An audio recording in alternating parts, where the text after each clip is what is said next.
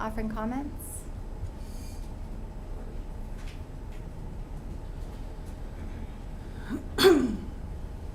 Good morning, Chair, Vice Chair, and committee members. My name is Mary Ann Rossio from the Department of Health. The department stands on its written testimony offering comments, and we're here if you have any questions. Thank you. Thank you. And then we have Tax Foundation of Hawaii, I think, over the Zoom link. Thank you, Chair, Vice Chair, members of the committee. My name is Tom Yamachika from the Tax Foundation of Hawaii. You have a written testimony. Basically, we are concerned that with the tax credit used in this manner, you don't know what you're buying, and you don't know how much you're paying for it. We prefer that the committee consider a direct appropriation of some kind, so you would have answers to both of those questions. Thank you. Have answer any questions. Thank you. And then we have individual Gerard Silva in opposition, Lisa Diaz in support, and Gerdine Marcus in support. Is there anyone else here to testify on this measure?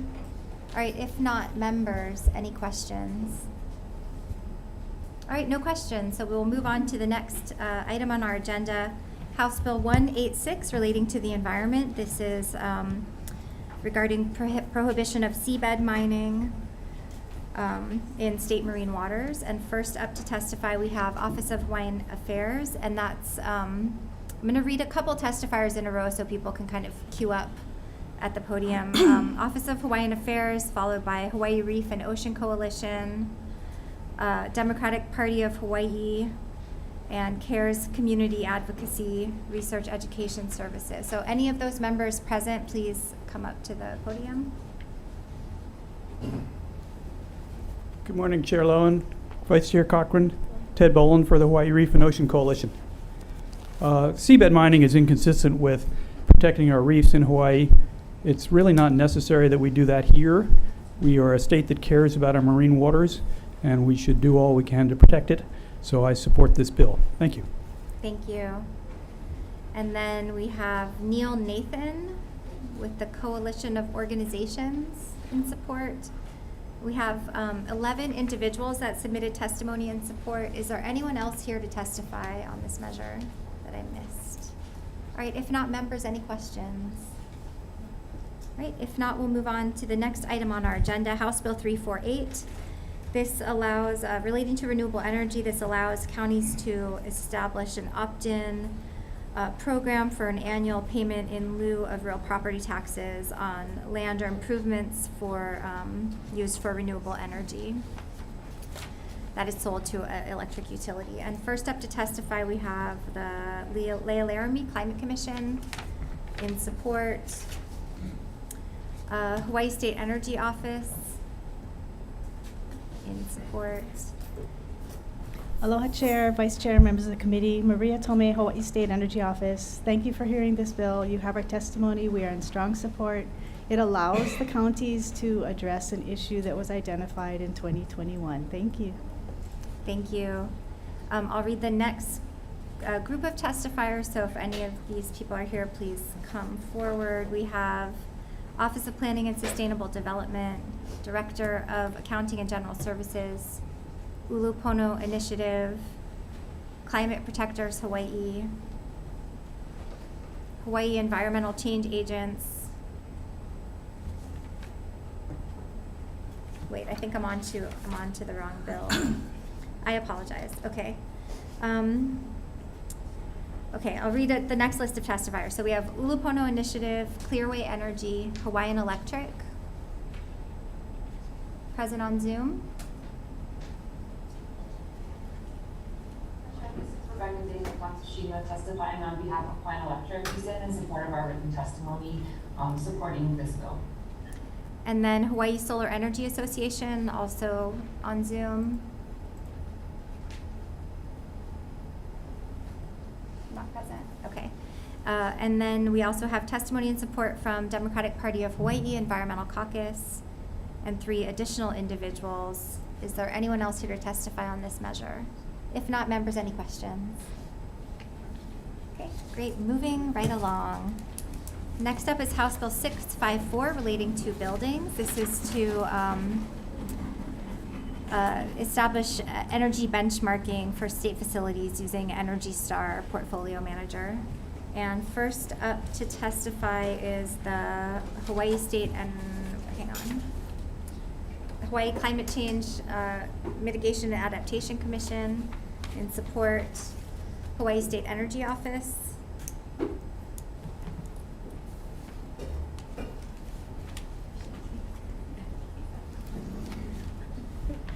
Good morning, Chair, Vice Chair, members of the committee. We support this, this intent of this bill, and we really look forward to working with the Office of Planning and Sustainable Development, and we defer to Office of Planning and Sustainable Development, also known as OPSD, on this measure. Thank you. Thank you. Anyone here from OPSD to testify? Department of Accounting and General Services. Chair Lowe and Vice Chair Cochran, members of the committee, I'm Tony Benabise with DAGS. We stand on our testimony and we're available for questions. Thank you. Thank you. Then we have Lupono Initiative, Climate Protectors Hawaii, Ted Bolin. Thank you, Chair Lowen, Vice Chair Cochran. The Climate Protectors Hawaii support this bill because it's a first step toward more efficient operation of state buildings.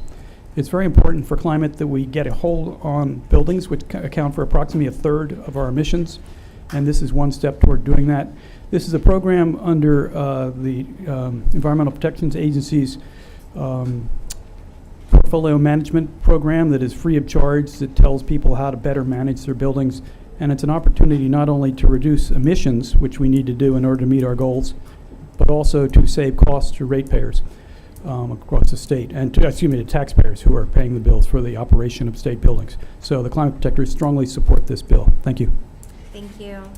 And then we have Hawaii Environmental Change Agents, 350hawaii.org, Hawaiian Electric, present on Zoom. Hawaiian Electric stands on its testimony. Thank you very much. Thank you. With comments. And then we have Democratic Party of Hawaii Environmental Caucus in support, Hawaii Climate Action Coalition in support, and 6 additional individuals in support. Is there anyone else here to testify on this? Members, any questions? I guess I have a quick question for our State Energy Office.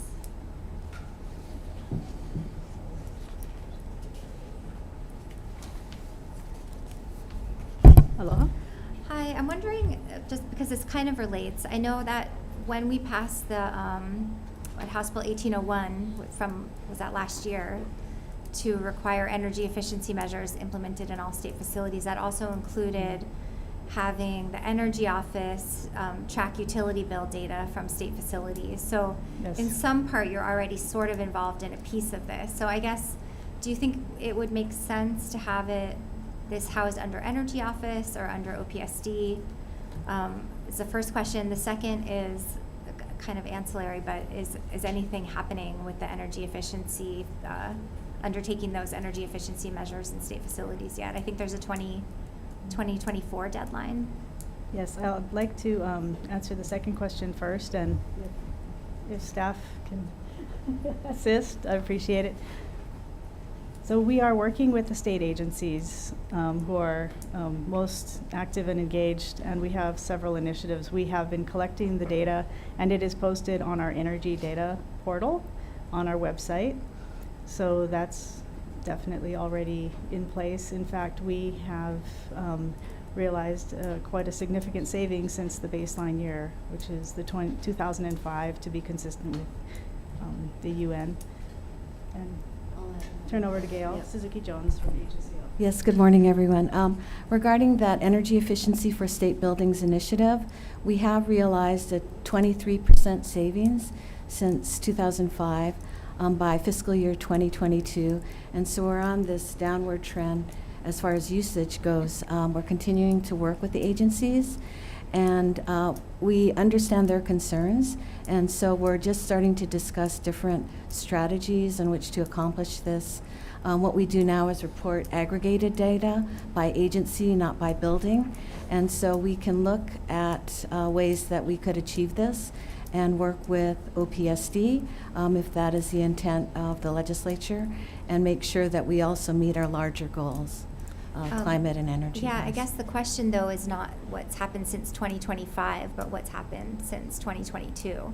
Because we're talking about the next level of those energy savings. So Right, there's a right. 2024 deadline, I believe. Has discussion started about Yes. which agencies that applies to? Yes, definitely. What work is going to be moving forward? And additionally, the law that we passed, or the bill that we passed, which is now law, I think requests collection of energy use by facility. So it's great that you aggregate it to provide it by agency, but do you think you can put also on your website by facility so we can see what's the utility bill for that building or this building? Yeah, that's one thing that we can look at, definitely, because that's how we receive the data. That would be great. I think it'd be helpful to see both because we don't really know the black box of how you break it down by agency versus just what is the bill for that building and has it decreased or increased. Yep, definitely. And Thank what you. proportion of the recommended measures have been implemented and what the plan is? Yeah, it would be great just to get an update generally on what the plan is because that deadline's coming up, so action needs to begin. Yes. Thank you. Thank you. Sure. Can I ask a follow-up question? Yes. Just a clarification question. So that legislation, did that apply to the Department of Education? So are we talking about that includes all of the public schools as well? Oh, yes. So Yes. are we asking then for a breakdown of every building within each campus? Over 10,000 square feet. Over 10,000 square feet. Okay, thank you. Any further questions, members? Okay, moving on to next bill on the agenda, House Bill 197 relating to climate change mitigation. This directs Department of Health to establish a refrigerant management program to help reduce leakage and monitor the transition away from using hydrofluorocarbons, which has been addressed by federal EPA rules already. And first up to testify, we have Hawaii State Energy Office. I'm going to read a couple names, so again, if you're on the list, come on up so that we don't have to wait for everyone to walk back and forth from the podium. So, Energy Office, Department of Health, Hawaii Climate Change Mitigation and Adaptation Commission, Climate Protectors Hawaii. So whoever's up first. We'd like to stand on our testimony with comments. Thank you. Okay, Department of Health, come on up. Good morning again, Chair, Vice Chair, and committee members. My name is Mary Ann Rossio from the Department of Health. The department stands on its written testimony in support, and we're here if you have any questions. Thank you. Great, thank you. Hawaii Climate Change Mitigation and Adaptation Commission in support, not present. Hawaii Climate Action Coalition in support, not present. Climate Protectors Hawaii. Hello again, Chair Lowen, Vice Chair Cochran, and members of the committee. This bill is quite a surprise. I want to explain a little bit about what it's about for the public. Hydrofluorocarbons are a gas that we use in refrigeration. We all remember, I think, the ozone hole. We used to use chlorofluorocarbons. The world did a great job of getting rid of those. A lot of the way they got rid of them is by putting in HFCs. We discovered that HFCs are an incredibly intense greenhouse gas, like 1,000 times carbon. And so we need to do something to prevent leakage of these gases. Federal government has acted in a statute in 2020 and rules last December, but we need to do something on the state level. There is some preemption that needs to be acknowledged in the bill, but in a few years we want to have a program in place so that the state of Hawaii does not allow any leakage that's unnecessary. So the Climate Protectors Hawaii are in strong support of this bill. Thank you. Thank you, Ted. Hawaii Environmental Change Agents in support, 350 Hawaii in support, Democratic Party of Hawaii Environmental Caucus in support, and then we have 1 individual in opposition and 7 in support. Was there anyone else here to testify on this measure? If not, members, any questions? Great.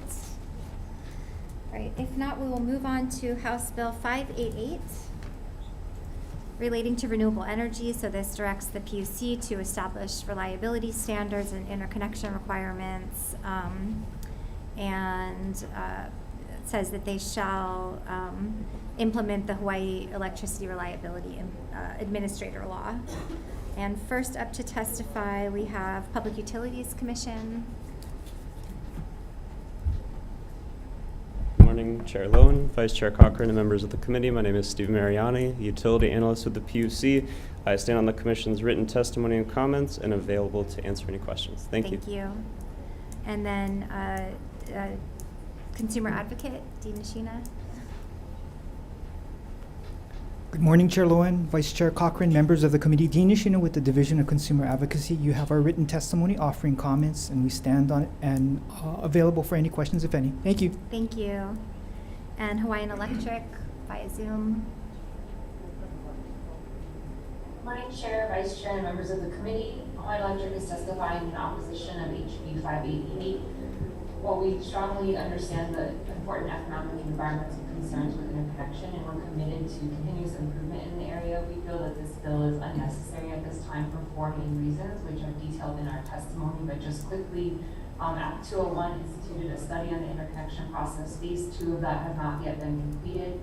The Commission has in its adopted a performance-based rate making, and in 2022 instituted new PIMs with regards to interconnection.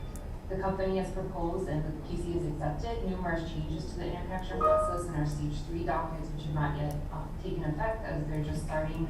And finally, in Stage 3, the PC has instituted an independent engineer addressing many of the concerns raised in HB 5. Thank you. Thank you. And then we have Hawaii Clean Power Alliance in support, Environmental Caucus of the Democratic Party in support, and one individual, Lisa Diaz, in support. Is there anyone else here to testify on this measure? If not, members, any questions? Okay. Great. We will move on to House Bill 193. This extends and updates the Hawaii Energy Efficiency Portfolio Standards so that they don't just end in 2030, increases the total amount of savings required, and then allows that the PUC can add demand response to count towards that in a way that they would establish by rule. So first up, we have Public Utilities Commission.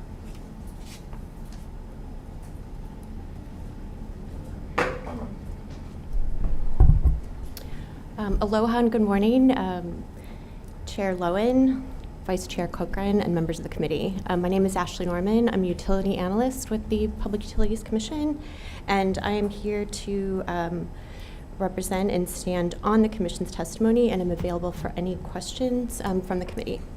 Thank you. And next we have Hawaii State Energy Office. We stand on our written testimony in support. Thank you. Thank you. Next, the Consumer Advocate. Aloha again, Dean Nishina with the Division of Consumer Advocacy. I just wanted to offer that, we support the intent, but we have offered written comments and stand on the written testimony available for questions, if any. Thank you. Thank you.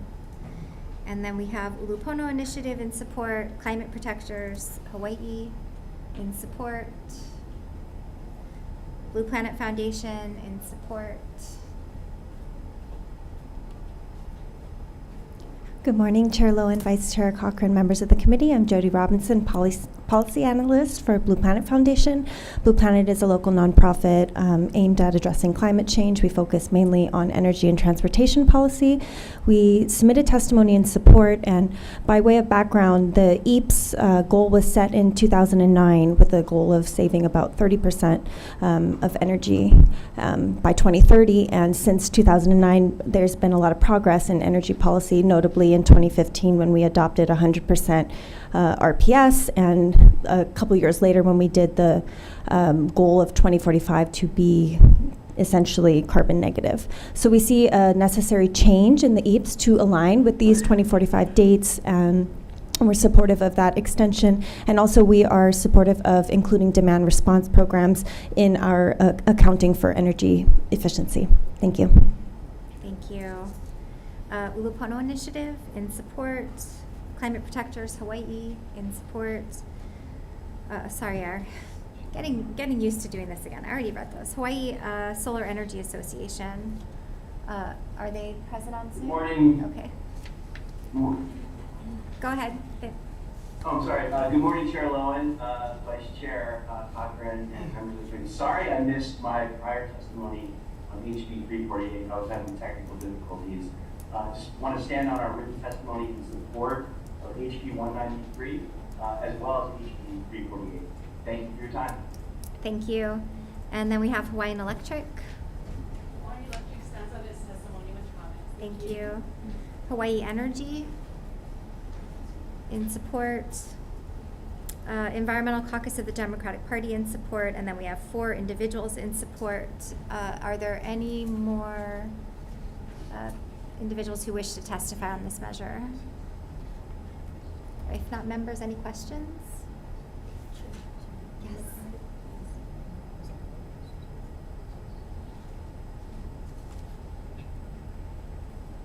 This is okay. Yeah. Gerard Silva. Okay. Questions? No questions, members. I guess I have a quick question for PUC.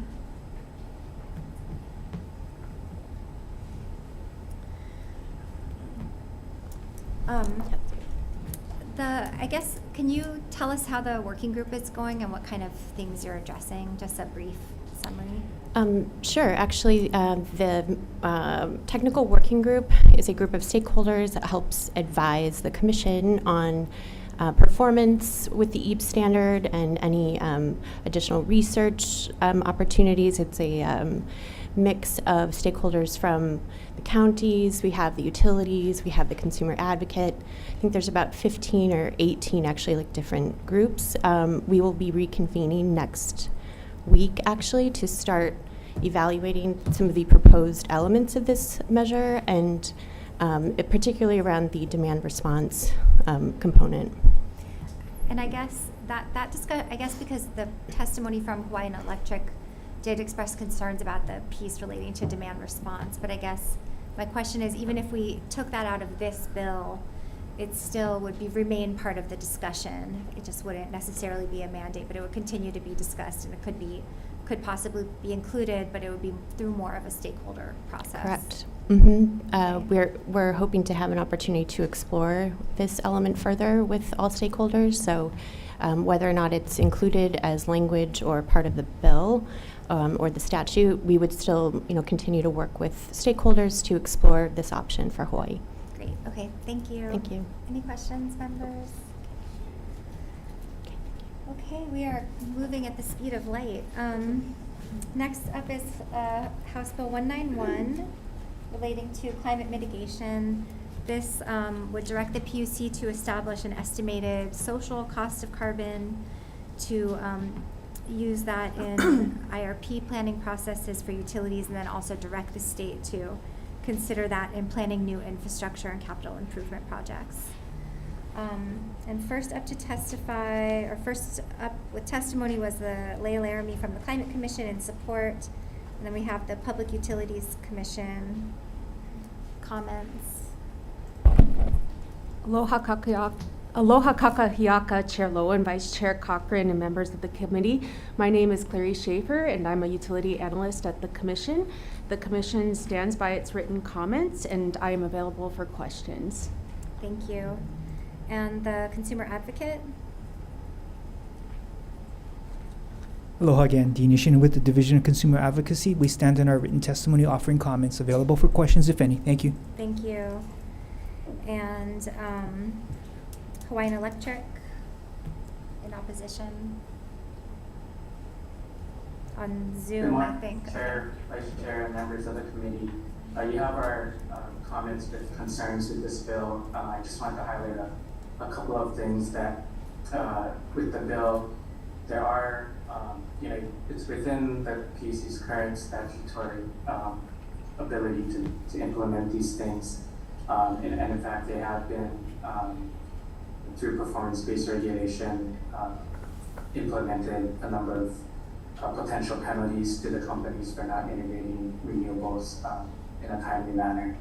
And just want to raise one other issue towards the end of the testimony, that there is a thought that social cost of carbon could be implemented as a means to also approve capital expenditures. However, we should be cautious about that because it could result in unintended consequences where actual bills go up due to a particular project being less expensive relative to the cost of carbon, but more expensive than other alternatives. So that's just something to consider when contemplating this legislation. Thank you. Thank you. And then we have Ulupono Initiative in support, Blue Planet Foundation. We'll stand on our written testimony and support. Thank you. Support Hawaii Gas. Comments? Hi, good morning, Chair, Vice Chair, and members of the committee. Jill Yunker with Hawaii Gas, offering comments on HB 191. We just wanted to note that the PUC already considers carbon emissions in its decision-making pursuant to Hawaii Revised Statute 269-6B. And offer also that Hawaii Gas is also in the middle of its integrated resources planning docket, and we're already doing a greenhouse gas life cycle analysis as part of that integrated resources planning docket. We also have concerns that adding the social cost of carbon and the IRP docket could have the unintended consequences of disregarding affordability, resiliency, and energy independence. We urge the committee to defer HB 191. Thank you for the opportunity to offer testimony. Thank you. Then we have Kauai Climate Action Coalition in support, Hawaii Solar Energy Association. On Zoom. Good morning, Chair, Vice Chair, committee. I'm Rocky Moll with Hawaii Solar Energy Association. We stand on our written testimony in support. Thank you. Thank you. And then we have Environmental Caucus of the Democratic Party in support, one individual in opposition, and 4 additional individuals in support. Is there anyone else here to testify on this measure? If not, members, questions? I guess maybe a question for Hawaiian Electric or Mark on Zoom. Sure. I guess we know the PUC does consider greenhouse gas emissions as part of whether the various things they balance in deciding whether to approve contracts, but because our RPS, like what's defined as renewable energy in Hawaii, is completely silent actually on this question of emissions. I mean, do you feel like in the upfront planning that gets any consideration? Yeah, I think so. We are in the middle of our IRP, or integrated grid planning process currently, and we do look at the carbon emissions of various pathways and plans forward. So we can compare the different potential plans that Hawaii could take to reach 100%, as well as the net zero goal that the state has. So in that respect, we do consider that in our planning, just so that we're able to see which pathway may emit, what the carbon emissions are associated with each pathway. Okay, all right, thanks. And then I guess for the consumer advocate question.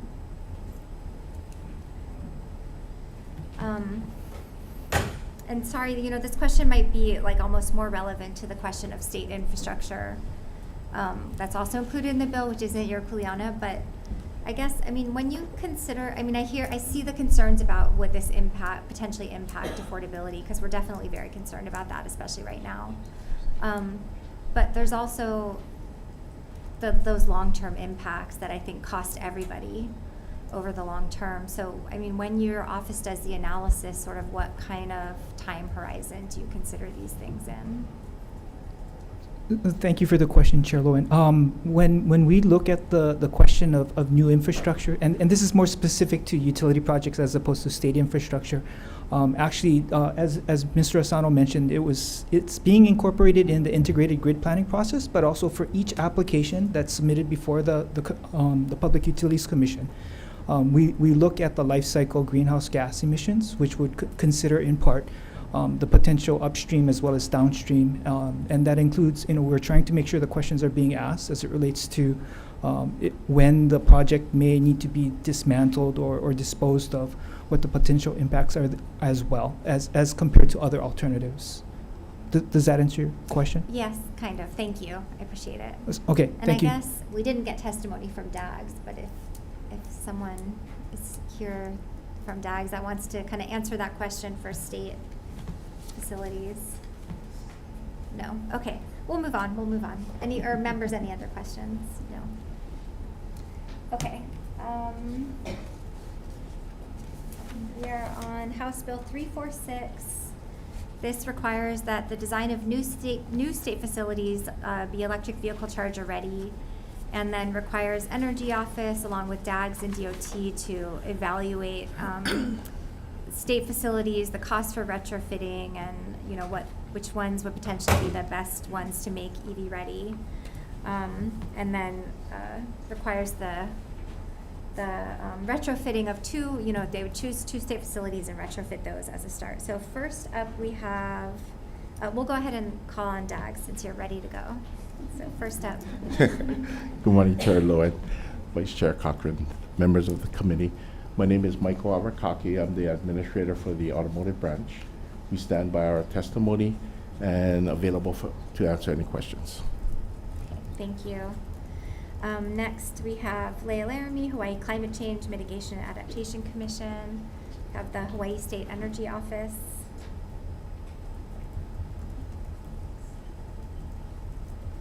Aloha Chair, Vice Chair, members of the committee. We support this measure. Of course, looking forward to working with DOT and DAGS on implementation and details. Thank you.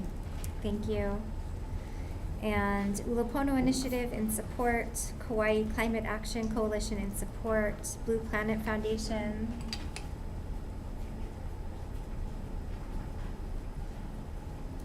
Good morning, Chair Lowen, Vice Chair Cochran, members of the committee, Jody Robinson with Blue Planet Foundation.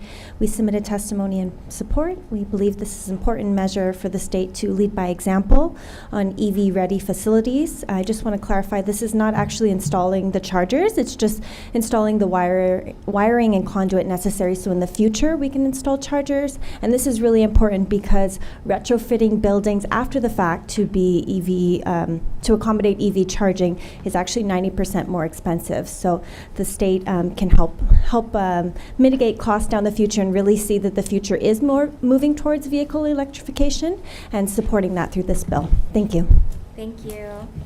And then next we have Climate Protectors Hawaii. In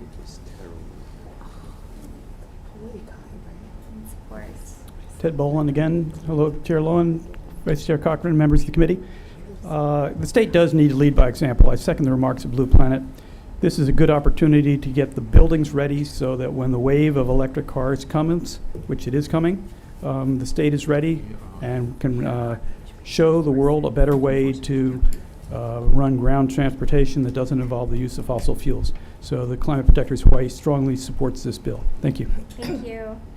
And then 350 Hawaii in support, and then we have Hawaiian Electric on Zoom.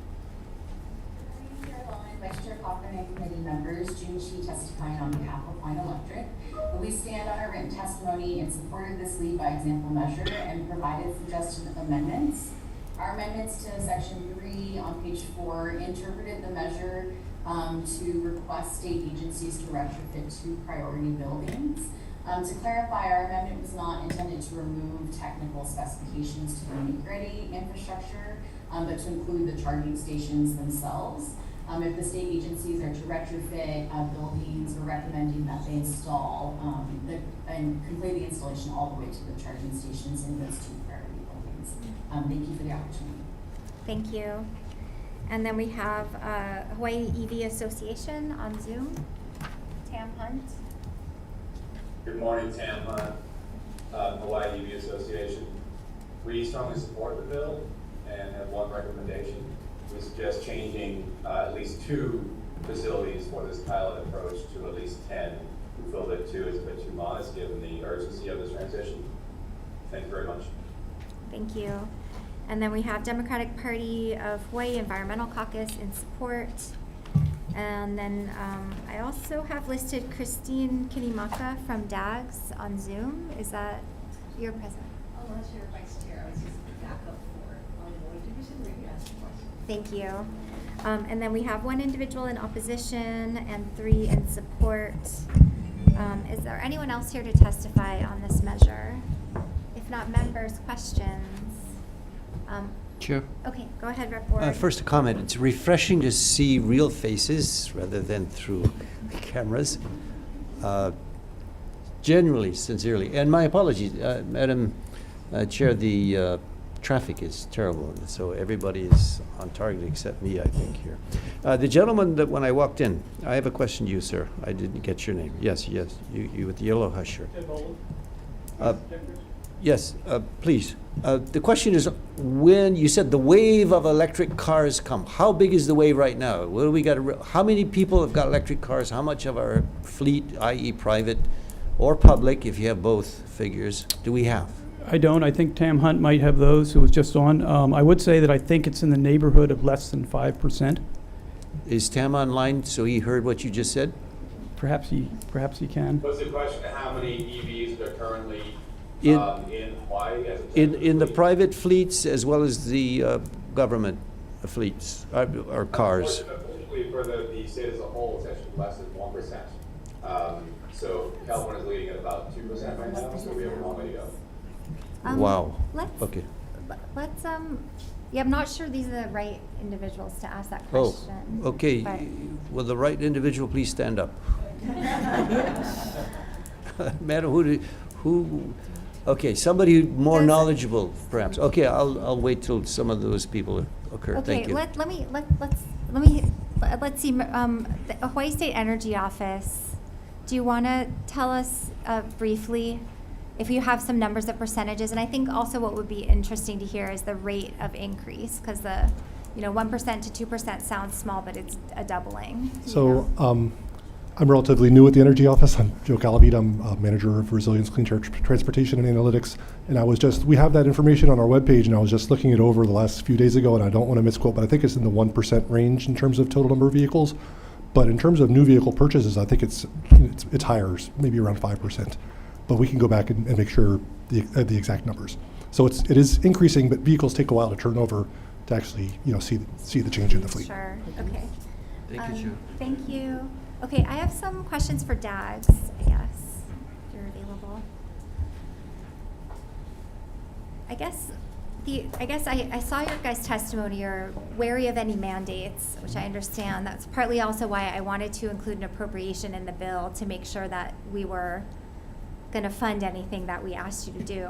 I guess the question I have, and this might be for Dags or also State Energy Office potentially, is how long would it take to pull together that information? Kind of look at the state facilities in the state, which have parking lots that, for whatever reason, like more people there tend to have electric vehicles, are in an area that's close to, has the needed infrastructure already. Like, kind of where's the low-hanging fruit of state facilities that we could pick a couple to do the retrofits first? I mean, we don't need like a report that you put out an RFP for that takes a year and a half that costs $100,000. We want really like some back of the envelope. I mean, that's essentially what we're asking for. So how Okay. hard would it be to pull that information together? Actually, the low-hanging fruit was at the state capitol and the Kalani Moku building. We installed 3 chargers here and 2 chargers at Kalani Moku already. So I guess we would say, first I think we could expand the number of chargers, which is very low. And second would be what about the next level? We're still, sorry. Aloha, Chair Lowen, Vice Chair Cochran, and members of the committee. Chris Kinimaka from the DAG's Public Works Division. I'll help my colleague here, who's only been in the job for about 2 months now. Public Works Division has been working with not only the Automotive Division, but also in looking at all of our master plan projects as we move forward with capital improvement projects. So I think we could probably get you that information like in a month, just to verify. We have taken a look at where the low-hanging fruit are, but we have to prioritize the projects as best feasible for the scopes of work. So where we have cases that we're building new civic centers, for example, they would automatically be included. And where we are doing renovation, we have to see if the renovation would incorporate the parking areas. So that is basically our prioritization. And we take. Like if you're already renovating an area, then it makes sense to add that in. when That you're is already doing correct. If we were to come in cold with just the parking lot, it might not be as feasible. And when we're doing major renovation, that's when we can see how much available power there is to make it viable. So I do take under advisement what HECO is saying to go ahead and actually put in charging stations. I think in the past we were the ones who said we were looking at putting in charger station ready infrastructure, because at one time it was not clear if HECO could support the amount of power needed in all of our facilities. But Yeah, I mean, I would think in those cases where you're already doing other retrofits and repairs to the parking lot or whatever the case may be, that you may look at it and say, okay, we really only have demand right now for 2 or 3 EV chargers in this parking lot, but we know that in the future there's going to be more, and we're already in here doing this work, so maybe we should build out 25% of stalls and then wait to put the chargers in until that demand is there. So I think that was kind of the idea. Yes. The idea behind the bill. Yep. Well, I don't want you guys to feel, I guess I need to learn more about what you're already doing and then figure out how we can support that effort. But, I am interested in trying to push this workplace charging thing forward, because I think, especially with the Hawaiian Electric's time of use rates, we're gonna, want to continue pushing that charging times to daytime hours. Yeah. And it'll be important to have charging at work be available. So. Certainly. Thank you. Okay. Any further questions, members? Okay. If not, we are on House Bill 198 relating to electric vehicles. Again, this is a rebate for purchase of electric vehicles that is targeted towards low and moderate income households. And first up to testify, we have Climate Commission in support, Hawaii State Energy Office. We'll stand on our testimony in support. In support. Attorney General provided some technical comments. Oh. Come forward. Good morning, Chair Lowen, Vice Chair Cochran, members of the committee. Marjorie Lau, Deputy Attorney General. Our department provided written comments regarding the appropriations provision, and I'm available for any questions. Thank you. Ulupono Initiative in support, Kauai Climate Action Coalition in support, Blue Planet Foundation.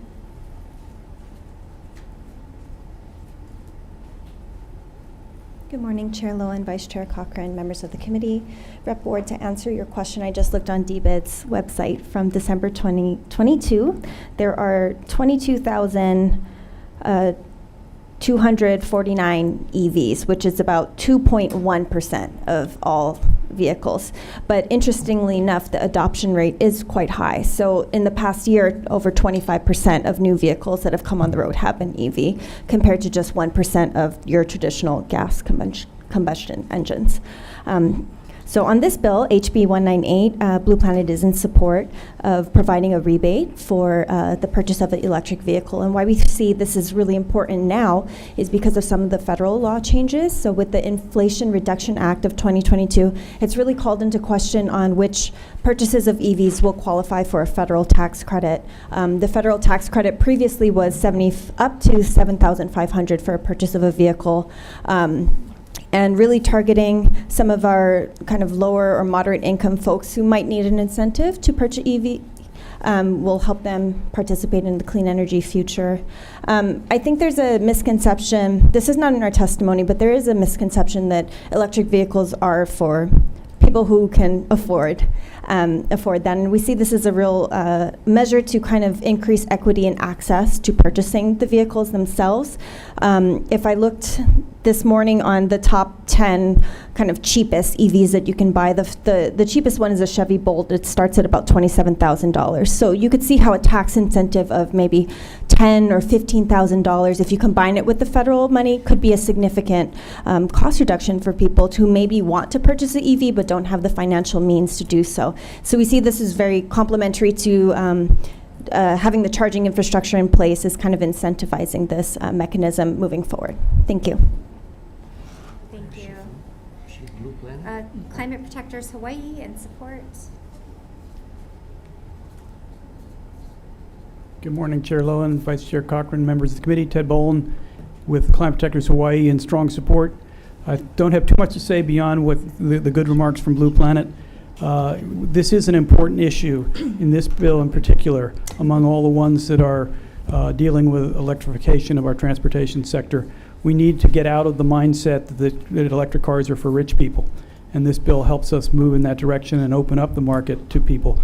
Because as I said a few moments ago, the electric cars are coming.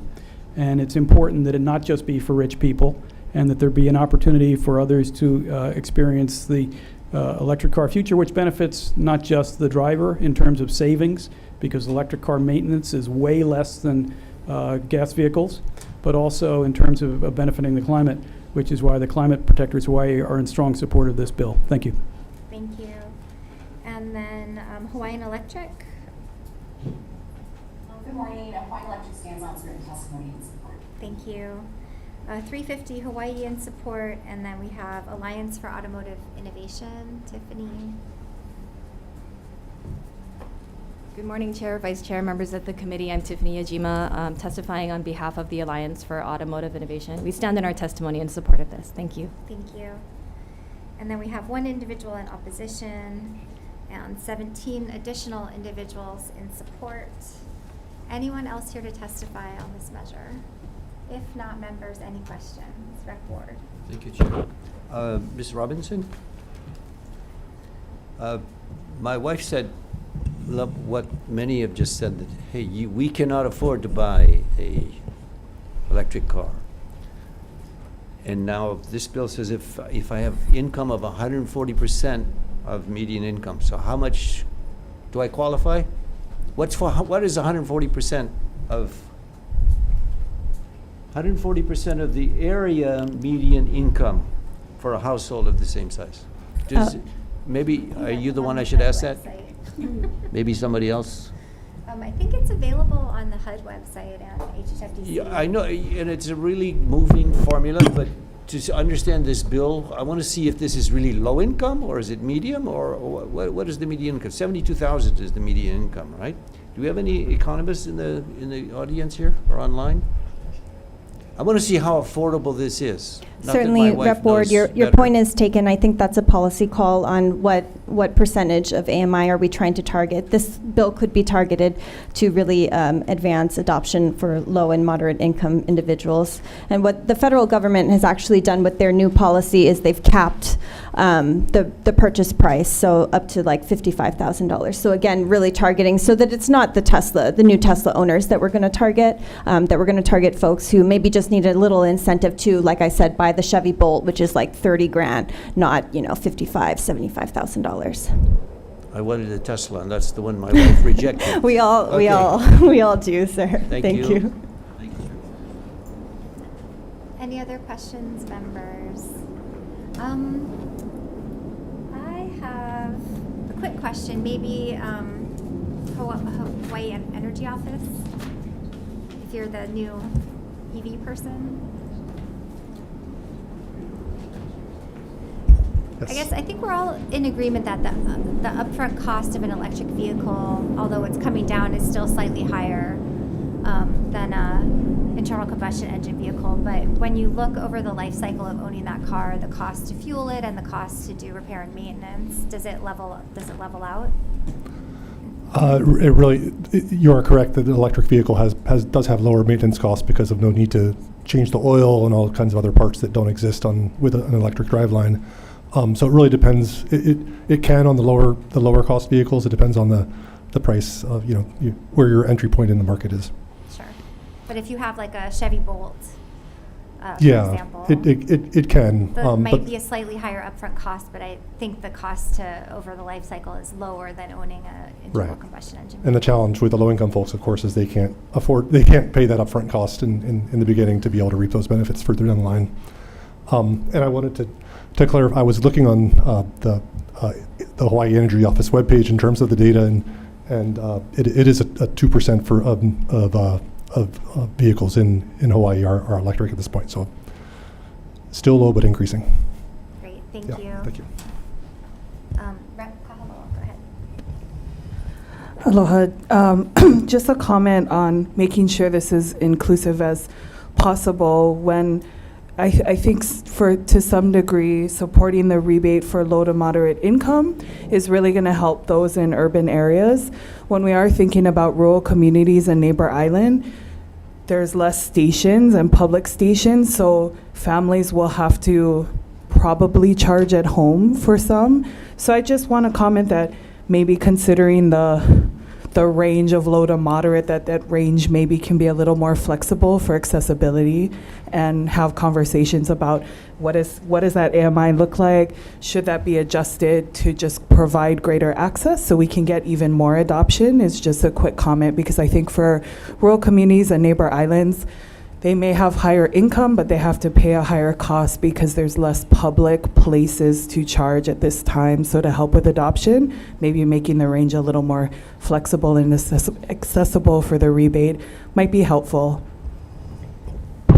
Okay, any other comments, members? If not, moving on to House Bill 199, relating to the environment. This establishes zero-emission vehicle fleet purchasing assistance program, or it really directs the State Energy Office to look into establishing this. And let's see, first up we have Hawaii Climate Mitigation and Adaptation Commission in support, Hawaii State Energy Office. You have our written testimony with comments and concerns. Written testimony with comments. Ulupono Initiative in support. Hawaii Climate Action Coalition in support.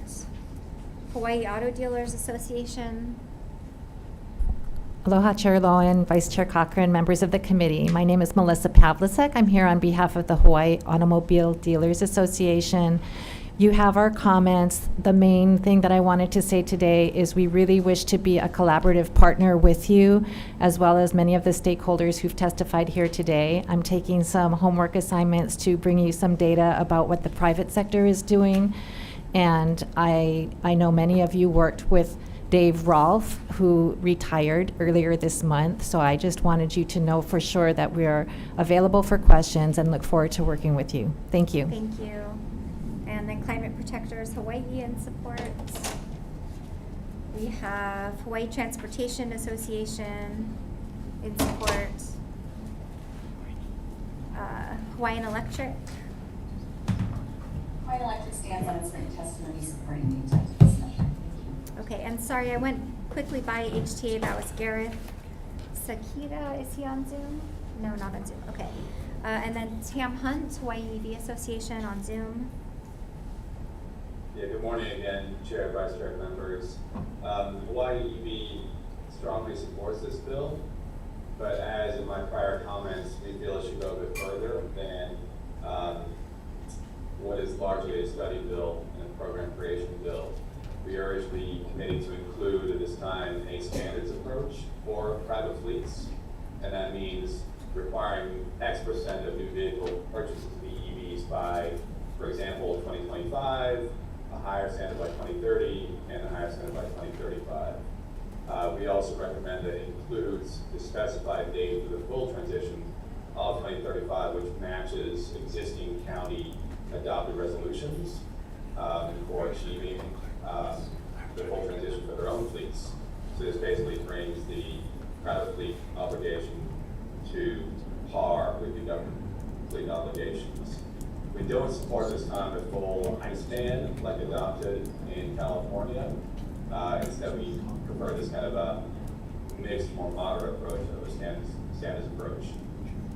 We also request a couple additions be included in the bill, and this is requiring the utility commercial charger installation programs prioritize installation of public fast chargers in high-traffic tourist sites near and in airports and a rental fleet and other private fleet locations. Also to include training by duty staff for private fleet owners, higher EV rebates available for private fleets to some degree, and then to encourage larger purchases, a higher BEV state rebate for orders of 10 or more cars at a time. Thank you. Thank you. And then we have one individual in opposition and 3 in support. Is there anyone else here to testify on this measure? If not, members, any questions? All All right, we will move on to House Bill 595. This is related to recycling. First up, we have Department of Health. Good morning, Representative Lowen, Representative Cochran, members of the committee. My name is Wendy Okazaki. I work for the Department of Health. We stand on our comments in our testimony and will be available for any questions you have. Thank you. And then we have Ramsey from Hawaii County Department of Environmental Management, with comments. Retail Merchants of Hawaii, Tina Yamaki, in support. Zero Waste Hawaii Island, in opposition. Consumer Technology Association, Sanhai, in opposition. Mr. K's Recycling, in opposition. Mr. K's Recycling, so we have Evan Takita and Roy Kadota from Mr. K's, both with testimony in opposition. And then 3 additional testimonies from individuals in opposition. Is there anyone else here to testify on this measure? Members, any questions? Madam Chair. Oh, yes, please go ahead. Sorry, we missed you there. That's okay. Thank you. Walter Alcorn, Consumer Technology Association. We actually support this legislation. We are very interested in making sure that we can sustain the high level of support that our industry is now providing to the recycling system, collection of old TVs and computers in Hawaii, and be happy to work with Department of Health, you and other stakeholders to come up with a workable solution. Great, thank you. Anyone else here to testify on this? If not members, questions? Okay, we will move on. Last bill on our agenda, House Bill 87 relating to plastic bottles. First up, we have Department of Land and Natural Resources. Aloha, Chair Lowen, Vice Chair Cochran, Brian Nielsen, Administrator for Division of Aquatic Resources at DLNR. We stand on our written testimony, appreciating the intent of the bill and just providing some comments regarding using plastic bottles for emergency response. Thank you. Thank you. And then Department of Health.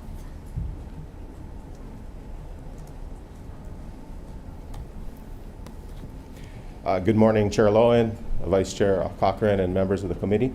My name is Michael Burke. I'm with the Department of Health's Office of Solid Waste Management. We submitted written testimony commenting on this bill. We just wanted to point out a couple of concerns for the legislature as, should this bill move forward. And we stand on our written testimony that we submitted, and I'm here if you have questions. Thank you. Thank you. And then we have Beach Environmental Awareness Campaign Hawaii with comments. Retail Merchants of Hawaii in opposition. International Bottled Water Association in opposition. Hawaii Liquor Wholesalers Association in opposition. American Beverage Association. Good morning, Chair Lowen, Vice Chair Cochran, members of the committee. My name is Matt Sujimura on behalf of the American Beverage Association. American Beverage Association is the trade association that represents all the non-alcoholic beverage industries across the country, and we're standing in opposition to this bill. You have our written testimony, but I do want to point out that most of the plastic beverage containers are made from PET, which is that clear, lightweight plastic that you guys are all used to seeing. And unlike most types of plastic, PET is not actually made for single use. It is made to be reused and remade into another container, into a number of other things. PET has been used to make new bottles, carpets, playground equipment, clothing, shoes, and a whole bunch of other things. And so in addition to that, the PET beverage containers are collected and recycled under the state's High Five program, as well as all of the drop-off recycle programs. And the industry is working on continuing to educate consumers about the full 100% recyclability of these containers. And so for these reasons, we stand in opposition. Happy to answer any questions. Thank you. Hawaii Reef and Ocean Coalition.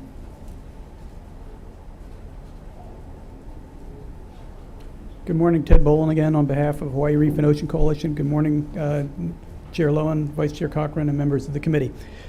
Plastic is like a nuclear waste. It doesn't really go away. You can recycle it, but we end up with microplastics in our blood. It's all over our beaches.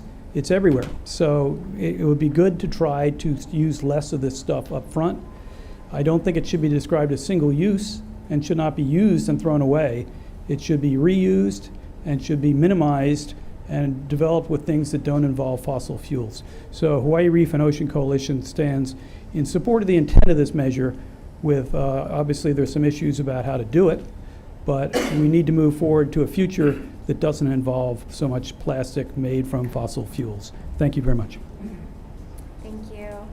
And then we have the American Chemistry Council in opposition, Plastics Industry Association in opposition, Democratic Party of Hawaii Environmental Caucus in support, Association of Plastic Recyclers in opposition, TOEL USA in opposition, Animal Policy Group offering comments,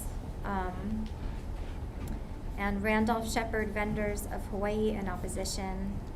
And then we have Wine Institute in opposition. Good morning, Chair, Vice Chair, members of the committee. Tue Jan, here testifying on behalf of the Wine Institute.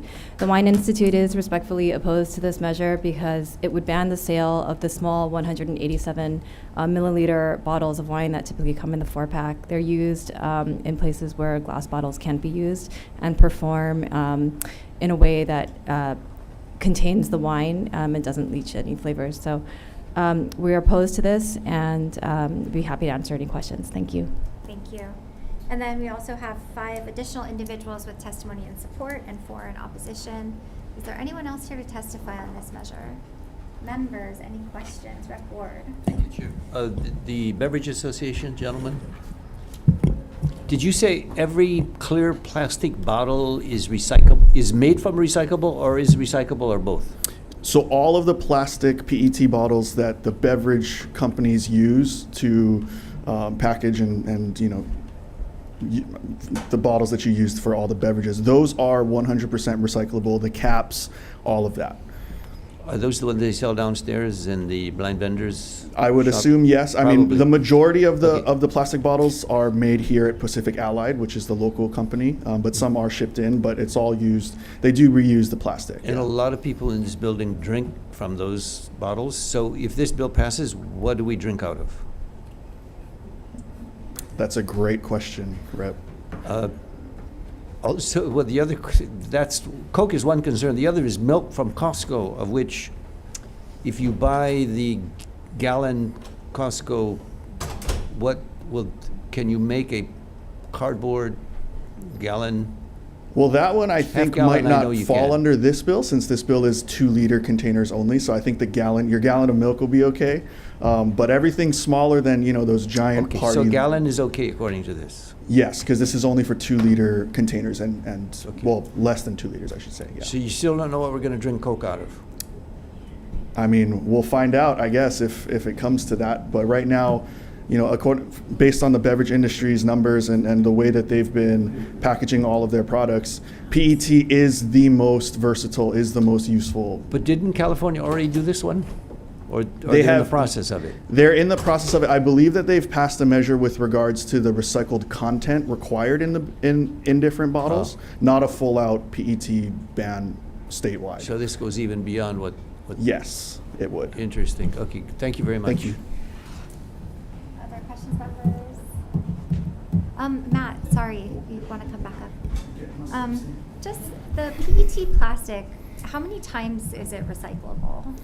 So the PET plastic is, you can recycle it whenever you get a bottle container, no matter how many times.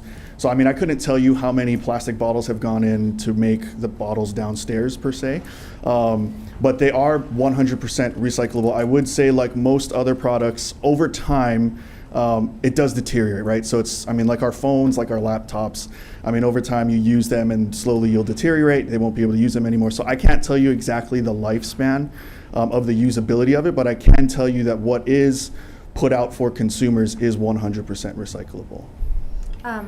But it's not infinitely recyclable. True, yeah. I don't think there is a 100% infinitely long-lasting recyclable product And that then, we've discovered I yet. guess there's also been concerns raised about the PET plastics, especially when they're recycled multiple times, releasing chemicals into, you know, whatever liquid is contained in that container. Can you comment on that at all? I mean, I don't have any data on that with regards to from the companies. I'd be happy to get you any research or findings that they have done, because I'm sure that they've looked into that. So, yeah, I can get that to you. Okay. Last question may not be your job. Probably anyone in the room could answer this. Have you ever seen Coke bottle contained in an aluminum can? Yes, I have. I consume those quite regularly, yes. I guess that would answer when Thank you you, said you Chair. didn't know what they would drink Coke out of. Thanks. Yep. Any further questions, members? All right, if not, we'll recess for decision making. We'll be back shortly.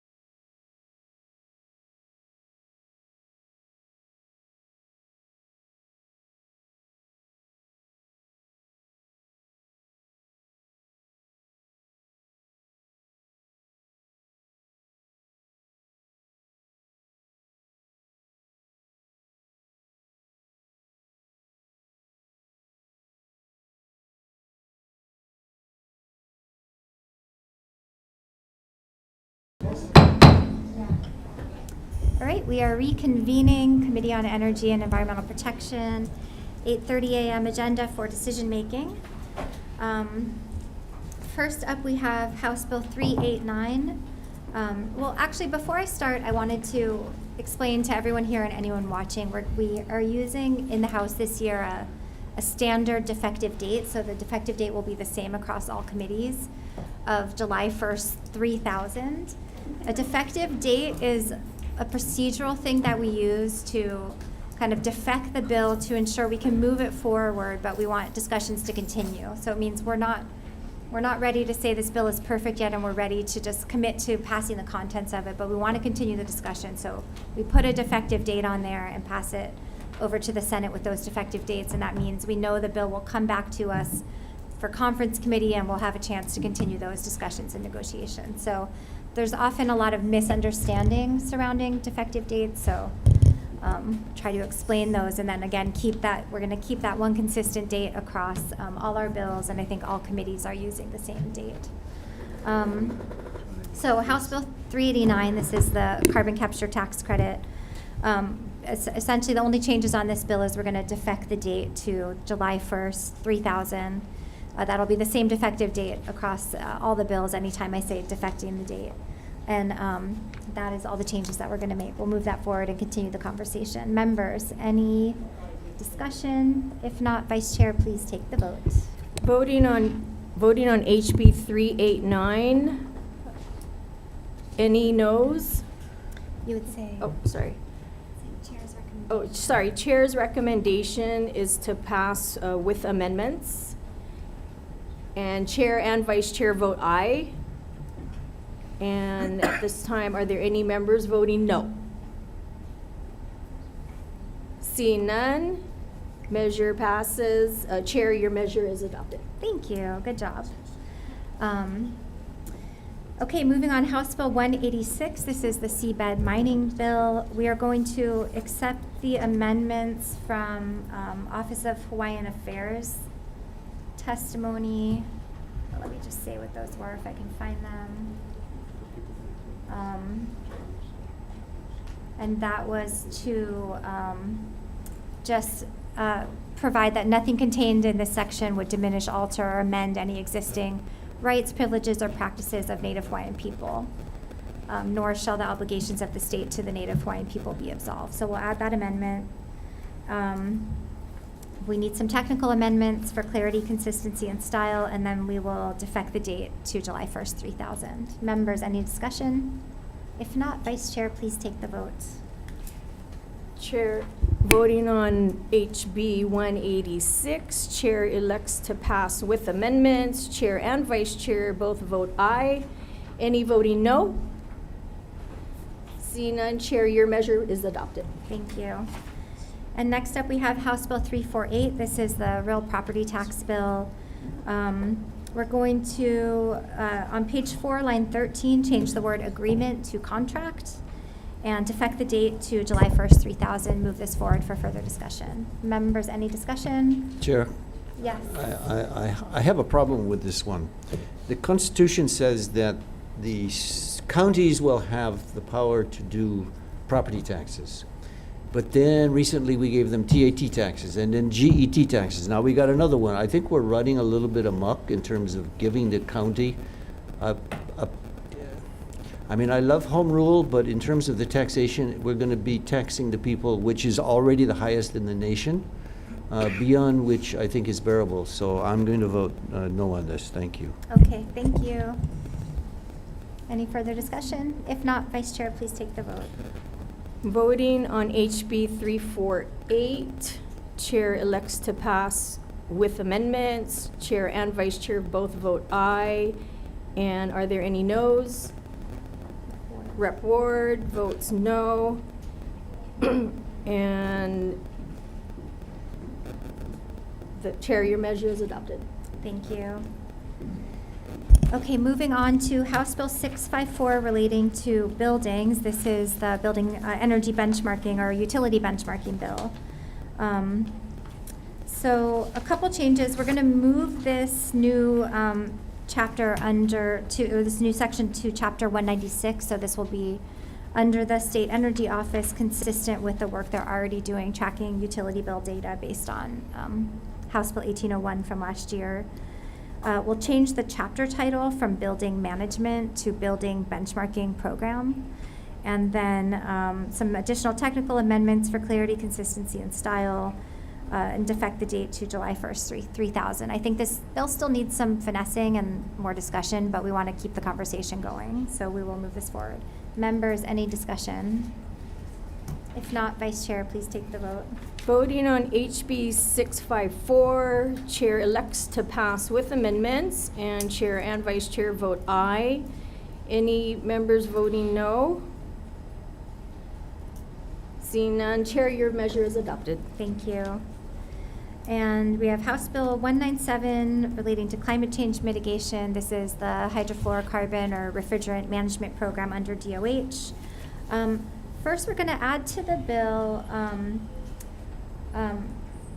there's a section of the bill that addresses building codes, and we're going to add to that language under Chapter 107, language that says, notwithstanding any other law to the contrary, no law, rule, ordinance, or code, including the state building code, shall prohibit or limit the use of a refrigerant designated as acceptable for use pursuant to Title 42, United States Code Section 7671K, provided that any equipment containing the refrigerant is listed and installed in accordance with appropriate safety standards and use conditions. We are going to work on refining some of the definitions in the bill. I think there's a few terms in this bill which are undefined. So if we get those clarity on those definitions, working with DOH in time, we'll add those definitions, just addressing what we mean by industrial, stationary, commercial, and industrial refrigeration appliances and air conditioning appliances. So we'll take a look at which terms still need defining and address that. And then technical amendments for clarity, consistency, and style, and then we'll defect the date to July 1st, 3000. Members, any discussion? If not, Vice Chair, please take the vote. Voting on HB 197, Chair elects to pass with amendments, and Chair and Vice Chair vote aye. Are there any noes?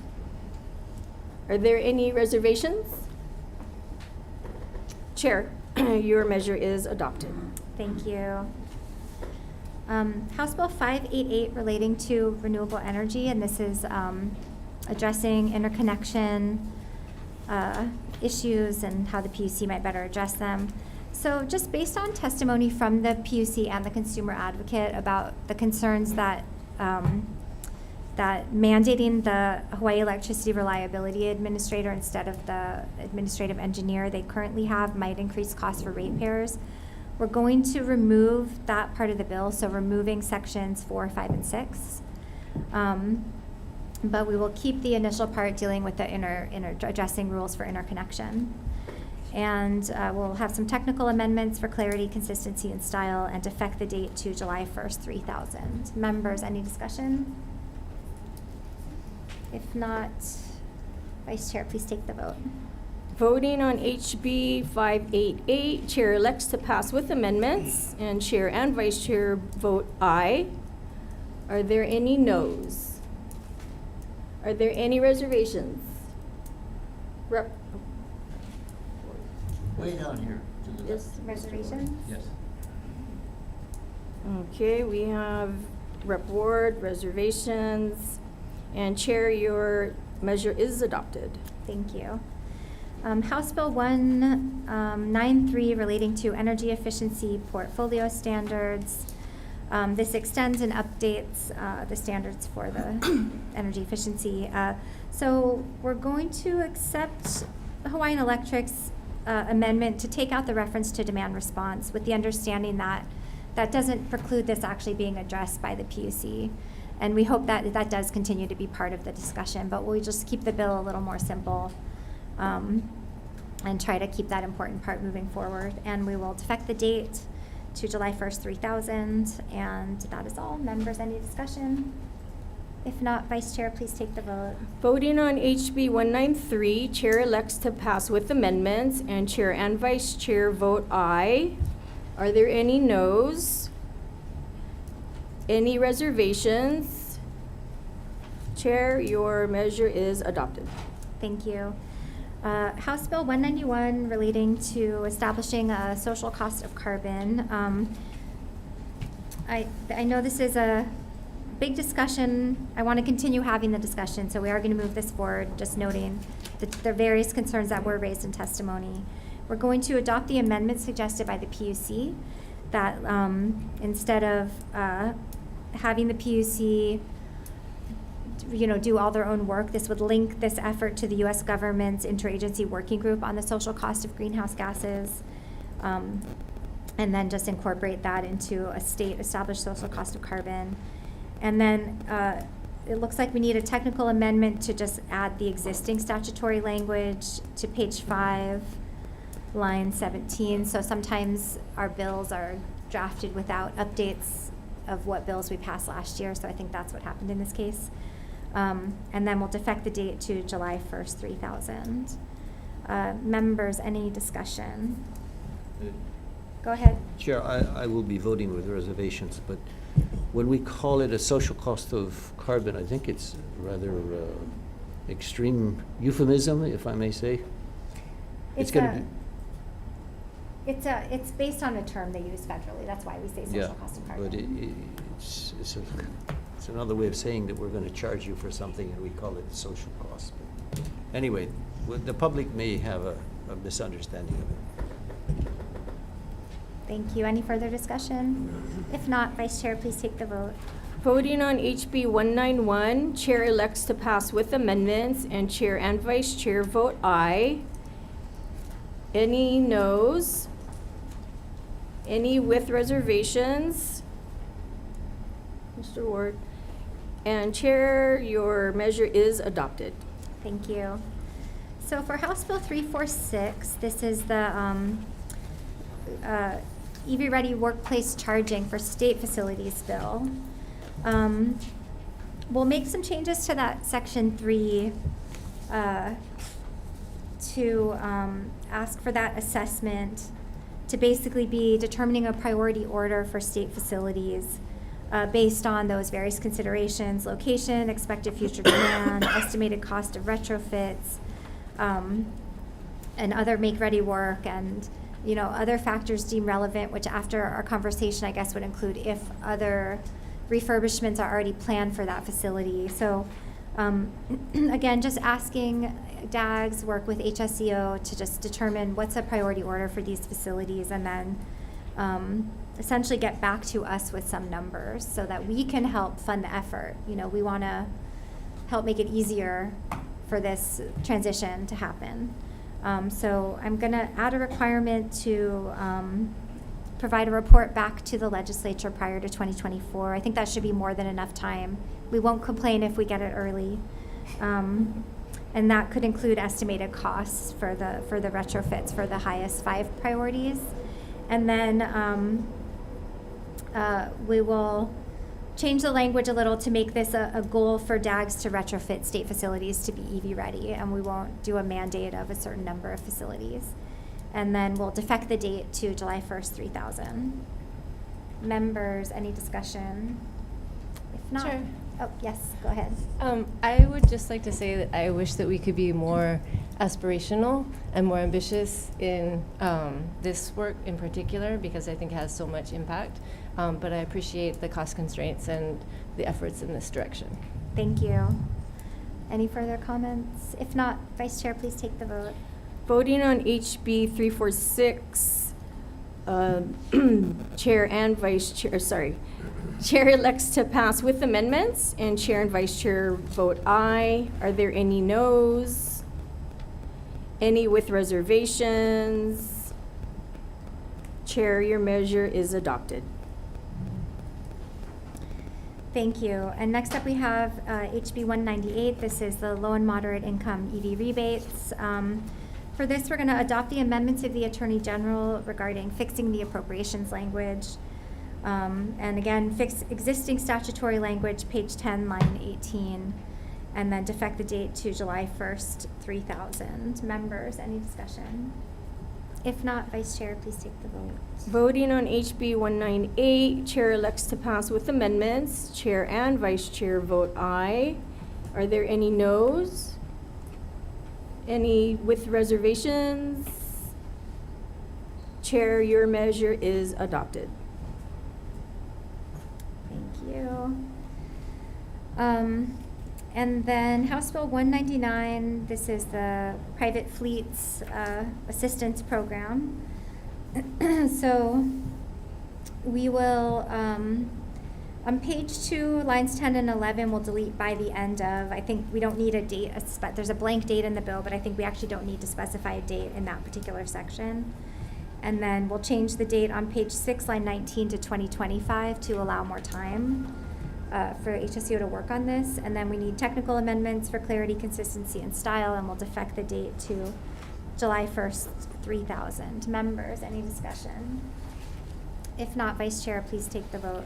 Voting on HB 199, Chair elects to pass with amendments. Chair and Vice Chair vote aye. Are there any members voting no? Any with reservations? Chair, your measure is adopted. Thank you.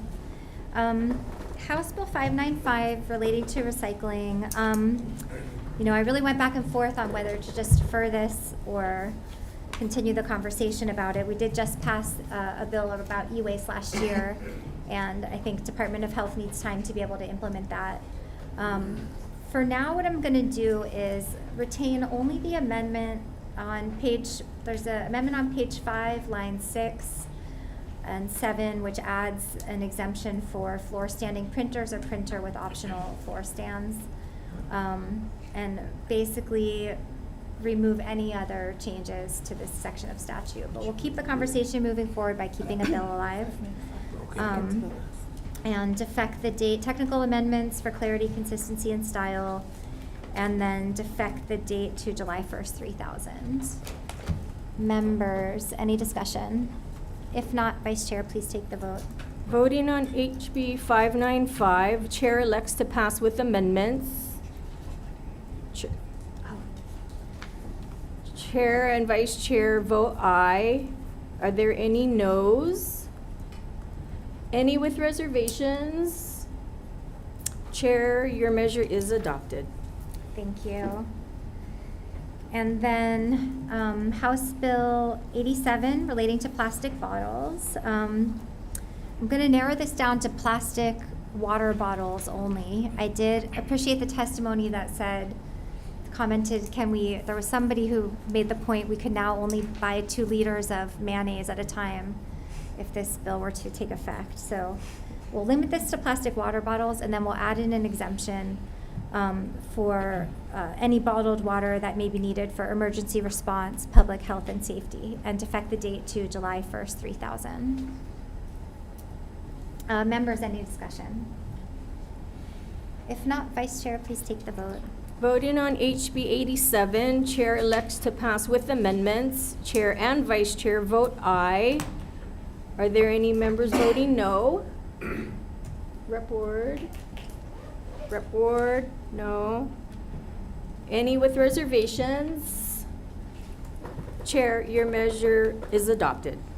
All right, thank you very much, and we're adjourned.